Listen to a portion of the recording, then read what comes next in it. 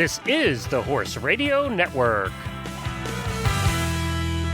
This is episode 1 of Horsemanship Radio, brought to you by the Monty Roberts Equus Online University, and we're part of the Horse Radio Network.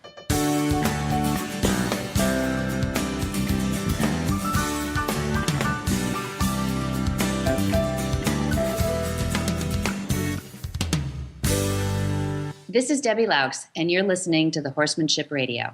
I have the founder of the Horse Radio Network with us today, Glenn the Geek. Hi, Debbie. Hi, Glenn. How are you? Good, and I'm so excited that you're here, and we get to welcome Horsemanship Radio to the lineup of shows here at the Horse Radio Network. Congratulations. Well, thank you. Well, thank you for being a big part of creating this pilot program. We're really excited about the opportunity. Well, you know, we've had you on our shows at the Horse Radio Network a number of times over the years, since probably almost when we first started, almost 5 years ago now. I was 12. I think I was 12. And I was 10. Yeah. You asked for that. But we've had you on a number of times, and you've always been so good at explaining the mission and explaining everything about, what Monty Roberts stands for and the university and everything, that I just knew that this would be a natural fit, and it's something that we should try and accomplish together. And I'm so glad you're the one doing it. Well, thank you. Thank you for actually thinking of us and knowing how far back we go, that you've watched us grow, we've watched you grow. And it's been one of those progresses a little bit like natural horsemanship. We've watched the demographic of those of us that just love horses, love the relationship with their horses, and are concerned about the direction that horses are taking. We've watched it grow with the Horse Radio Network, and we're just so proud of what you've done there. You and Jennifer both have worked very hard, and you've been supported by some great people as well, not only talent, but also sponsors that have recognized that same ambition to do what you're doing to change the way that we work with our horses these days. Across disciplines, I love that. Well, one of the things that we did when we started the Horse Radio Network and that we wanted to accomplish was, and your dad, Monty Roberts, is certainly one of the best at this, and that is, we said we want to do entertaining shows that we want it to be entertainment first and education second. Because we know that unless you're entertained, it gets boring and nobody sticks with it.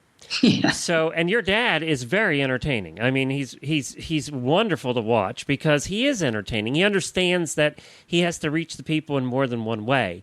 And for him, it's a natural thing. And for me, it's kind of natural too. I don't have to think about that much. But that's one of the things that we wanted to accomplish with the Horse Radio Network. And, and I'm sure that you're going to continue here with Horsemanship Radio as well. Well, thank you. Yeah, that is the goal. The listeners have told us that they're not excited about plopping down and watching TV for hours and hours. And our Equus Online University is built with that in mind. And I think Horsemanship Radio is going to help as well, because people can plug it in to their MP3s, and they can take it to the barn on their smartphones, and you don't have to stop and watch. I love that about the Horse Radio Network, and I love that about what we're going to do with Horsemanship Radio. You can be mucking out a stall, right, and hear what we've got to say, or you could be out there working with a horse and have just taken that tip with you and try it out. We have I'll tell you a little bit of demographics. Horse Radio Network now has over 100,000 listeners in 40 countries. And we estimate that about 40% of the people that we have listening listen to us while they're cleaning stalls. Oh. Because when you think about it, that's the biggest downtime you have as a horse person. If you have 3, 5, 10 stalls to clean in a day, you've got a chunk of time that's really downtime. And a lot of people like cleaning stalls. They take it as their downtime, and they don't want any outside influence. But a lot of people, listen to the radio, or what they do is they bring their iPods or their iPhones or whatever device they have, and they listen to us. They listen to one of our shows. And then a bunch of people listen on their way to work. If they have a commute to work, we have people that complain that we're not doing enough shows because they have more drive time than we have shows. So for That's those great. people, welcome to Horsemanship Radio. We're adding to the collection. That's right. We're going to get some more tips out there for them. Well, that's great. I mean, we call that equine therapy, that cleaning stall stuff, and don't tell us otherwise because we don't want to think about it too much. But yeah, that's right. That's the time that we're trying to optimize with people. We know that one of the downsides of horses, as opposed to dogs and cats, which everybody's real familiar with the pet world, is that they do take a relationship. They do take more time, or they can. And you have a better relationship if you do spend more time out there. But how do you optimize that time? How do you make sure that your training methods, your tips are effective, but also that relationship is built when you're spending time in the equine brain, and some of the tips that we have. That's why we're excited to have different guests, lots and lots of guests we've got that are excited to be a part of this network as well. And some have been a part of other shows that you have on, and some have never been a part. And so we're really excited to bring that to the Horse Radio Network as well. And I assume your dad will be stopping by from time to say hi. He has to be involved at some point. He's not going to let you do this without him stopping by, Yeah, that's right. No, that's right. He's my edutainment, we call him, because he always teaches us something, but he's also he's a great storyteller, and I think he's one of the greatest storytellers, frankly, and always has something to pull from, an example or a story, or he's lived 3 lives that way, and so that'll be a big part of our segments. I just have to, he doesn't let grass grow under his feet, Right. He's in France right now, and he will be in Brazil next month. And so there's so on and so on. He was on BBC One last night with, by the time people hear this, they will have maybe heard about it, but it's a program. BBC One is the largest network over there, one of the largest ones, and they had a program about the Queen and her passion for horses. So it was real specific, and it was a great show. And of course, Dad was doing join up through it, and he was working with some young thoroughbreds, first saddle, bridle, and rider.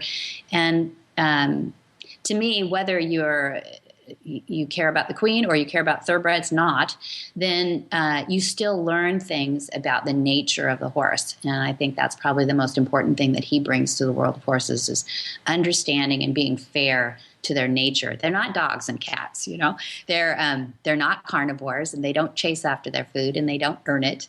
They don't care to. They think it comes freely from God. And so their expectation is trust. Their expectation is to be fair with them and to understand their flight mechanism, that they're really big scaredy cats in big bodies.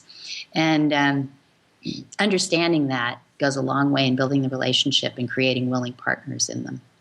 I think you should do a segment in each episode called Stalking Monty.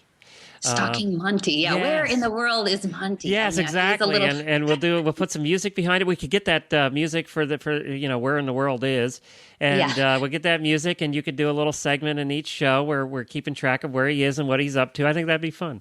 Yeah, like a Where's Waldo? We'll put him in a red and white striped shirt. And, yes, and have a little hand-drawn map on the wall, and put little Monty stickers.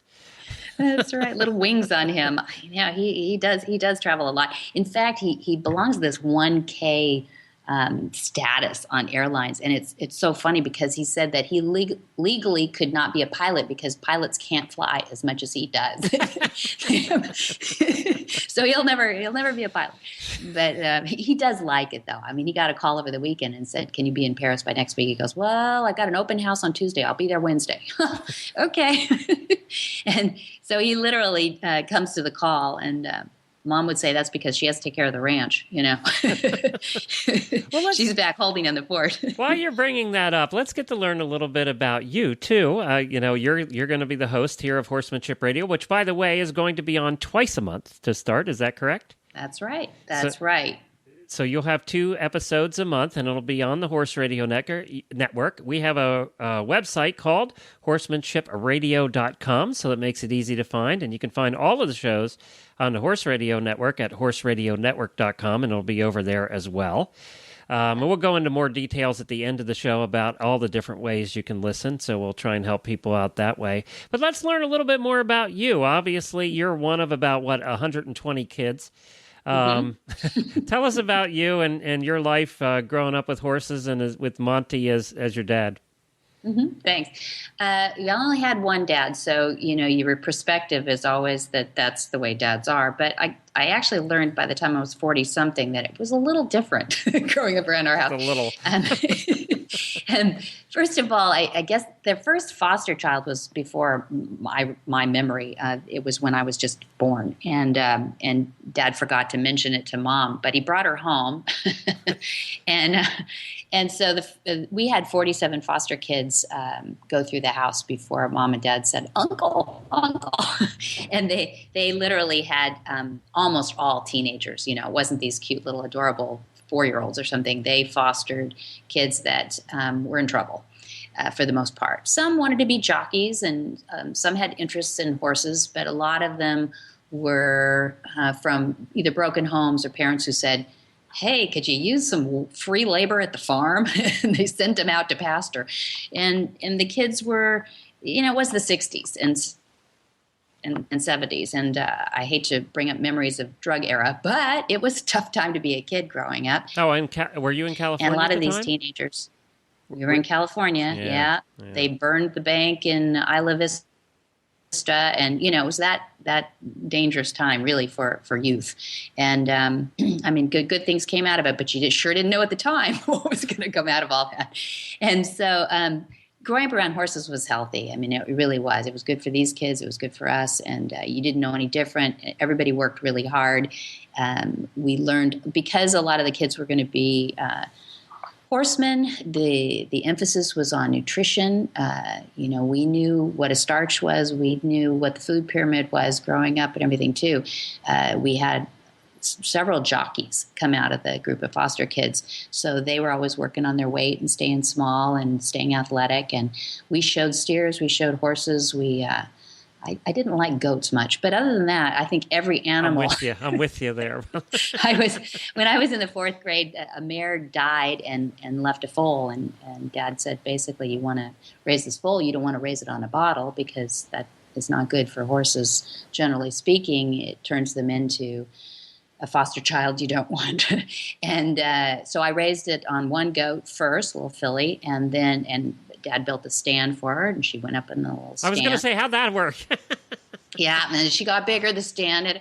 And then there were 2 goats, and all that before school every morning was tough. But, that's what you do, when you're going to make something work. But I learned a lot that summer. What are you when you're in 4th grade? Is that 8 or 10 or something? Yeah. Anyway, it's young, but it was good work. And every I didn't have the concept of weekends until I went to college. I didn't realize that people like primed for the weekend. I didn't know what that meant. That meant more work. Yeah, that meant you had to work all day. It was like, yeah, that's right. School was a break, right?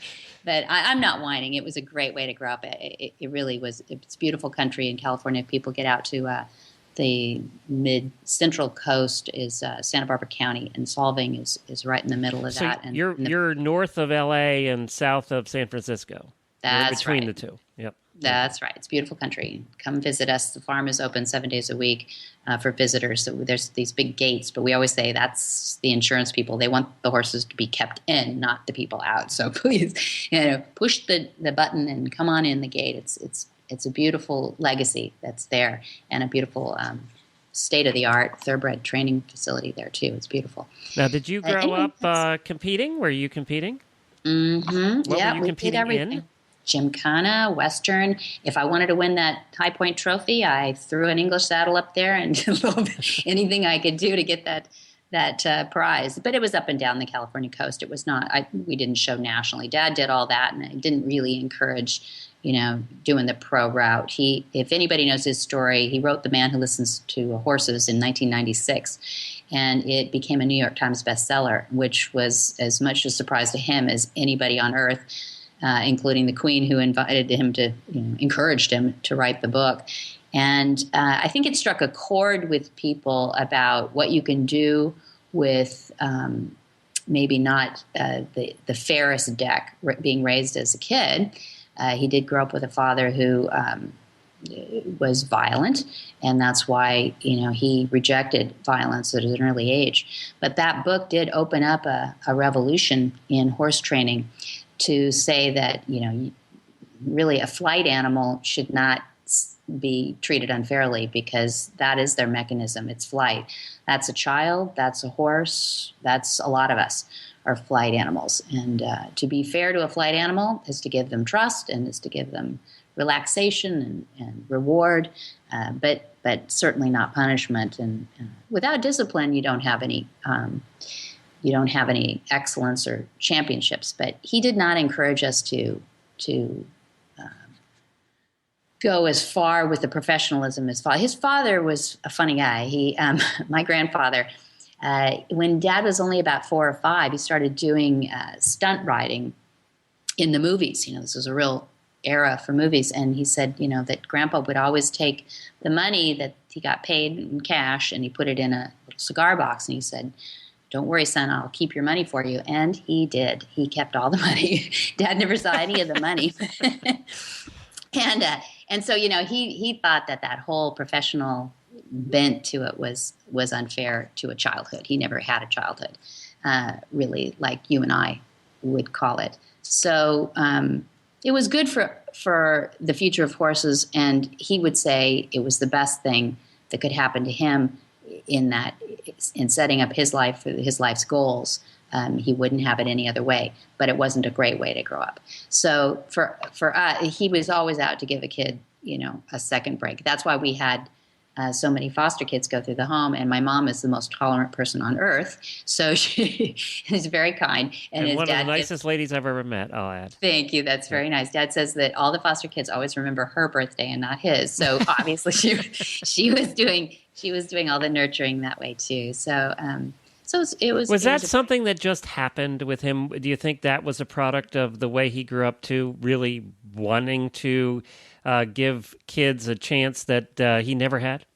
Definitely. Yeah. Definitely. It started with when he was going to school, he went to Cal Poly San Luis Obispo, which is a great ag school and a great championship rodeo team they had and everything. And the first thing he did was volunteer at a thing called Silver City, which was the Korean War was wrapping up and the veterans were coming back. I was going to say, this would have been in the 50s, not to totally date him here, but it would have been in the 50s, right? That's right. Yeah. That's right. Yeah. And so a lot of them were being off, let out of the war and dropped in that part of the country. And Silver City was set up for those that were married but coming back to get an education there at Cal Poly. And they call it Silver City because it was all these Airstream kind of little tiny camper things, and they just rows and rows and rows and rows of them. So you look over it and it's just a shiny silver little area of the campus there.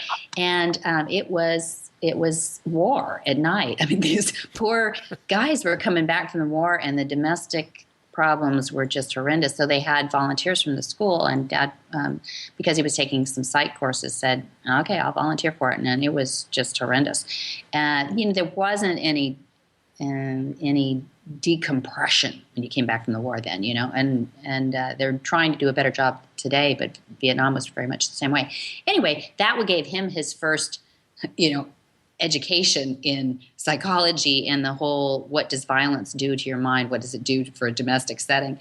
And I think he was trying to give kids a fair shake when he took his first foster home. Was this girl was about 12, and her mother was a drug addict and had some problems and actually died shortly thereafter of a drug overdose. And so this little girl just was horse crazy and babysat me. And so that was his first one. He said she ruined him because she was just so perfect that, he was always looking for the perfect foster child after that. He had to go through 46 more and didn't find one better than that. But anyway, she was an adorable girl and went on to stay in the horse business and become a very nice mom.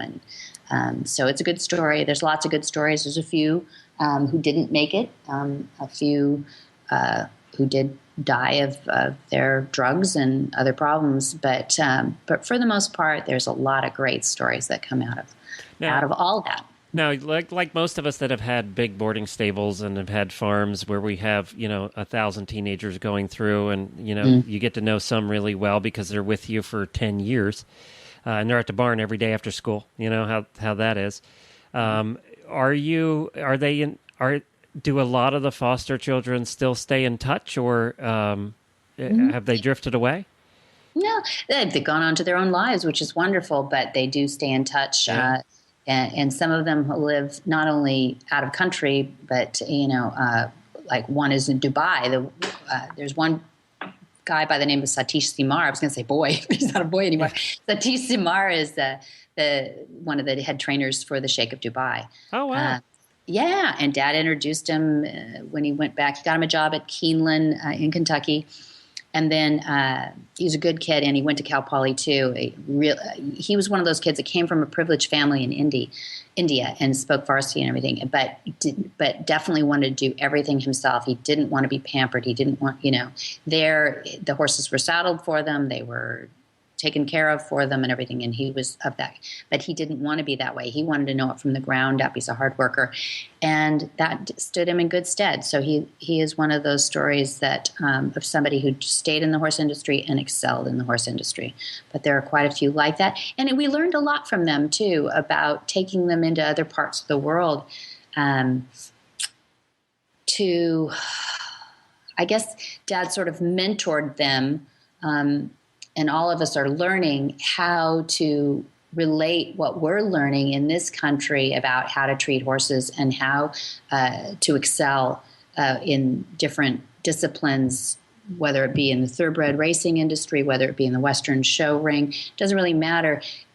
But you have to go over there and use that culture to submerge into too. And that's a real education as well, because I'm not just talking about third world countries. I'm talking about a mindset that you remember. The thing that's interesting about Horsemanship Radio and horsemanship in general right now is what we want to do is expose the fact that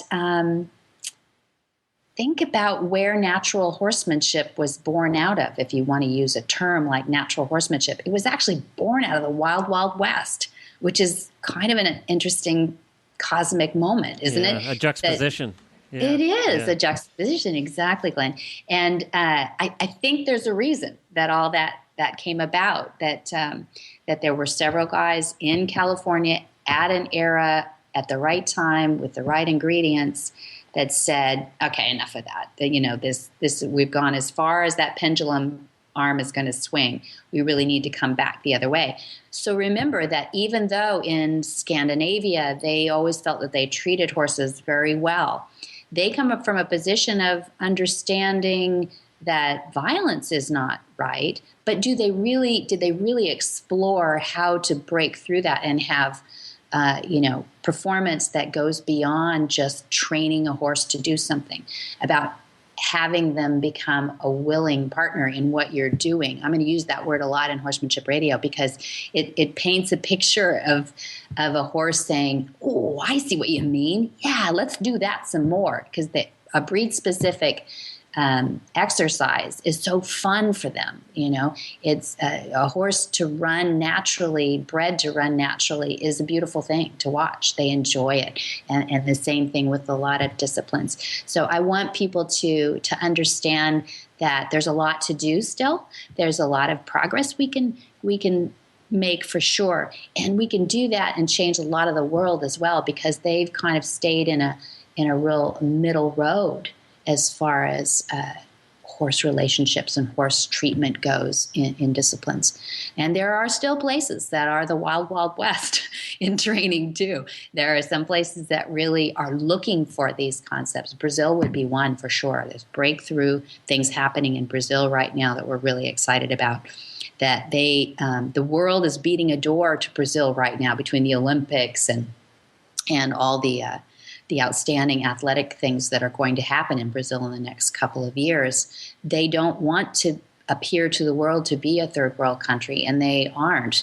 But one of the areas that they are a little wild, wild westy still is in horse training. And so they're excited to change. They actually are inviting change, and that's going to go so fast.